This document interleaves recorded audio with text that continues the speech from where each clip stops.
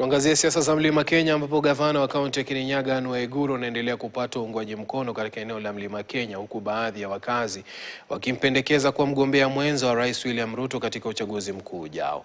Kulingana na wenyeji mlimani, Waiguru ana ushawishi mkubwa wa kisiasa na amekuwa mstari wa mbele katika kuhamasisha umoja wa taifa. Kwa upande wake, Wakenya wanasema naibu Rais Kithure Kindiki bado hajajenga mvuto mkubwa wa kisiasa.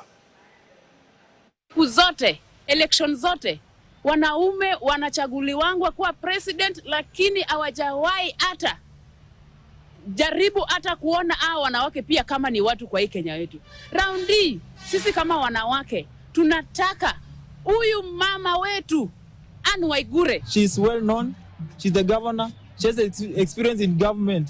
So mimi na prefer Anne Waiguru sana. Tunamjua sana. Kama si kwanza na Gen Z tunamtambua sana. Yani madam anadhari Kenya wakiwa na president.